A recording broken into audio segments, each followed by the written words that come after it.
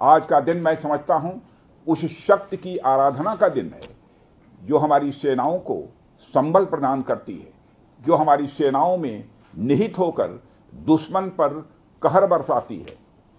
आज का दिन मेरे लिए व्यक्तिगत रूप से बहुत ही महत्वपूर्ण है, क्योंकि मैंने अपने शहर लखनऊ के लिए एक सपना देखा था कि मेरा शहर भारत के डिफेंस सेक्टर को मजबूत करने में एक बड़ा योगदान दे। वह सपना अब पूरा हो रहा है।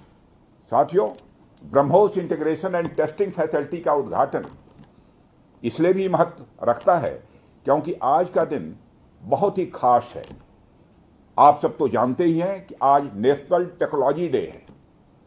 आज ही के दिन 1998 में श्रद्धेय अटल बिहारी वाजपेयी जी के नेतृत्व में हमारे वैज्ञानिकों ने पोखरण में परमाणु परीक्षण करके दुनिया को भारत की ताकत दिखाई थी।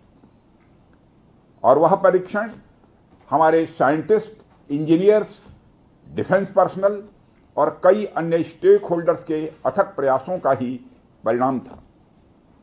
यह हमारे वैज्ञानिकों तथा इंजीनियर्स को मान्यता देने, उनको रिकॉग्नाइज करने और उनके कंट्रीब्यूशन को एक्नॉलेज करने का दिन है। मुझे अच्छी तरह याद है जब मैंने इसका शिलान्यास किया था, उस समय माननीय मुख्यमंत्री श्री योगी आदित्यनाथ जी भी थे। उस दौरान मैंने यह इच्छा जाहिर की थी कि जितनी जल्दी हो सके इस प्रोजेक्ट को पूरा कर लिया जाए। और मुझे यह देखकर बेहद खुशी हुई कि आप लोगों ने मेरी भावना का सम्मान रखा और महज 40 महीने में इस प्रोजेक्ट को पूरा करके दिखाया। आज हमारे आसपास जैसी परिस्थितियां हैं, उसे देखते हुए ये बेहद जरूरी हो जाता है कि हम अपने लक्ष्यों को ऐसे ही समयबद्ध तरीके से पूरा करते रहें। इस मौके पर मैं उत्तर प्रदेश के माननीय मुख्यमंत्री श्री योगी आदित्यनाथ जी का विशेष आभार प्रकट करता हूं। यदि इतने कम समय में ब्रह्मोस की इंटीग्रेशन एंड टेस्टिंग फैसिलिटी की स्थापना हो सकी तो इसके पीछे योगी जी का बहुत बड़ा योगदान है। मैं डीआरडीओ, हमारे वैज्ञानिक, हमारे इंजीनियर्स और इस प्रोजेक्ट से जुड़े हर व्यक्ति और संस्था को मैं हृदय से बधाई देता हूं। आप लोगों ने दिन रात मेहनत करके इस इंटीग्रेशन एंड टेस्टिंग फैसिलिटी को खड़ा किया है। देश भर के वैज्ञानिक, इंजीनियर्स और युवाओं का योगदान हमें इस फैसिलिटी सेंटर में देखने को मिलेगा। मैं आपकी मेहनत और लगन को नमन करता हूं।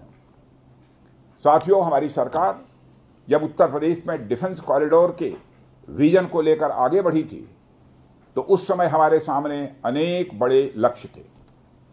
उन तमाम लक्ष्यों में से हमारा एक उद्देश्य यह भी था कि हम उत्तर प्रदेश को एक बार फिर देश के प्रोडक्शन सेंटर के रूप में डेवलप करें। यूपी डिफेंस कॉरिडोर लखनऊ सहित कानपुर, झांसी, चित्रकूट, आगरा और अलीगढ़ से होकर गुजरता है और ये सभी नोड्स आने वाले समय में विकास के नए केंद्र बनकर उभरेंगे। साथियों, एक उदाहरण मैं आपके सामने रखूं तो आप में से बहुत लोगों को पता होगा एक समय कानपुर और आसपास का क्षेत्र प्रोडक्ट्स की मैन्युफैक्चरिंग के लिए जाना जाता था। आर्थिक रूप से यह क्षेत्र बहुत ही समृद्ध था। इसे मैनचेस्टर ऑफ द ईस्ट कहा जाता था। लेकिन आजादी के बाद अनेक कारणों से आर्थिक प्रगति की राह में यह क्षेत्र पिछड़ता गया और कहीं पीछे छूट गया। मैं उन कारणों में तो नहीं जाना चाहूंगा, पर कहना यह चाहता हूं कि यूपी डिफेंस कॉरिडोर के निर्माण के बाद यह क्षेत्र फिर से एक बार अपने पुराने वैभव को प्राप्त करने की ओर आगे बढ़ चला है। मुझे इसमें कोई संदेह नहीं है कि कानपुर विकास की उन ऊंचाइयों को छुएगा जो दुनिया के विकसित क्षेत्रों के लिए अनुकरणीय होगा। कल को वेस्ट में कोई क्षेत्र जब बहुत अधिक प्रगति करेगा तो उसे कानपुर ऑफ द वेस्ट कहा जाएगा। इसी प्रकार डिफेंस इंडस्ट्रियल कॉरिडोर के सभी नोड्स को डेवलप करने के लिए हम पूरी तरह से कमिटेड हैं। मुझे यह भी बतलाया गया है कि अभी उत्तर प्रदेश डिफेंस कॉरिडोर में aircraft manufacturing, UAV, drones, ammunitions, composite and critical materials, small arms, textile तथा पैरासूट आदि में मेजर इन्वेस्टमेंट किए गए हैं। एक अच्छी बात यह है कि इस डिफेंस कॉरिडोर में हमें पब्लिक सेक्टर और प्राइवेट सेक्टर दोनों की ही बड़ी अहम भागीदारी दिखाई दे रही है। साथियों, जब मैं प्राइवेट सेक्टर की भागीदारी की बात कर रहा हूं तो मुझे यह बताते हुए बड़ी खुशी हो रही है कि लखनऊ में ही पीटीसी इंडस्ट्रीज लिमिटेड द्वारा titanium and super alloy material plants की शुरुआत की जा रही है। इसके अलावा 7 एडिशनल क्रिटिकल प्रोजेक्ट्स की भी नींव इस समय रखी जा रही है। यह निश्चित रूप से रक्षा क्षेत्र में भारत की आत्मनिर्भरता की गति को और तेज करेगा। मैं इसके लिए श्री सचिन अग्रवाल को भी बधाई देना चाहता हूं।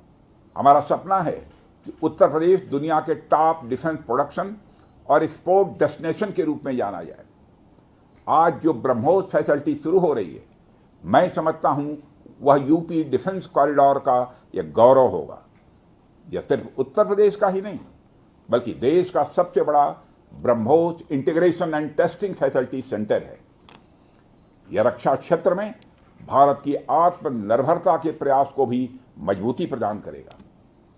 साथियों, जहां तक ब्रह्मोस का प्रश्न है तो आप सभी यह जानते हैं कि ब्रह्मोस दुनिया के सबसे तेज सुपरसोनिक क्रूज मिसाइल्स में से एक है।